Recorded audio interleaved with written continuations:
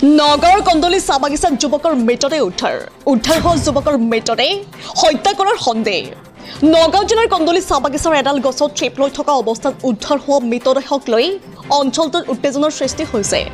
মৃত যুৱকজন কমল দেউৰী বুলি জানিব পৰা গৈছে গছৰ মিহি ডাল এটাত মাটিত বহি চেপ লৈ থকা অৱস্থাত যুৱকজনৰ মৃতদেহ উদ্ধাৰ হয় স্থানীয় লোকে এয়া পৰিকল্পিত হত্যাকাণ্ড বুলি সন্দেহ প্ৰকাশ কৰিছে ছোৱালী জোকাক লৈ দুজন লোকে যুৱকজনক হত্যা কৰা বুলি অভিযোগ কৰিছে একাংশই জানিব পৰা মতে বুধবাৰে ছোৱালী জোকাক লৈ কমল দেউৰীকে বেয়াকৈ মাৰপিট কৰিছিল চাহ বাগানৰে দুজন লোকে বাগানৰ চিকিৎসালয়ত চিকিৎসা গ্ৰহণ কৰাৰ পাছত কমল দেউৰীক ঘৰলৈ পঠিয়াই যদিও পৰৱৰ্তী সময়ত আজি পুৱা দেউৰীৰ মৃতদেহ বাগানৰ মাজত উদ্ধাৰ হয় যুৱকজনৰ পৰিয়ালৰ অভিযোগ হত্যা কৰি পেলাই থৈছে কমল দেউৰীক পূৰ্বতেও হত্যাকাণ্ডৰ ঘটনাত দুই অভিযুক্ত জড়িত থকা বুলি একাংশই জানিব দিয়ে ঘটনাস্থলীত ইতিমধ্যে আৰক্ষী উপস্থিত হৈ মৃতদেহ উদ্ধাৰ কৰি তদন্ত আৰম্ভ কৰিছে কি হৈছিল ঘটনাটো এইটোৱে আৰু যোৱা বুধবাৰে এই মানে ছোৱালী কেইজনীক মানে সেই অলপ বেয়াকৈ গালি পাৰিলে গালি পাৰাত মানে এই ছোৱালী কেইজনী তাৰ পৰিয়ালক মাতি তাৰপিছত লগত সভাপতি আহিছে সভাপতি আহি আৰু তাক মানে গালি চালি দিলে গালি দি আৰু মেনেজাৰে ক'লে যে মাৰপিট কৰিব নালাগে বান্ধি লৈ যা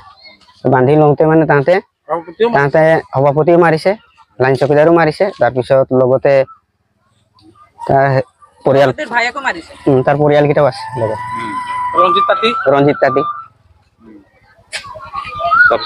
মাথা চাথা ফালি দিলে তাৰ এইটো যোৱা বুধবাৰে এতিয়া এই যোৱা বুধবাৰৰ পৰা আৰু তাক ট্ৰিটমেণ্ট কৰি চিলাই তিলাই মাৰি এইটো বাগান ফালৰ পৰাই দিছে ট্ৰিটমেণ্টটো যে মোটা বুজন ক'লে যে মাৰপিট কৰিলে যি হৈ গ'ল আৰু তাক চিলাই তিলাই কৰ আৰু ঘৰত চমজি দিয়া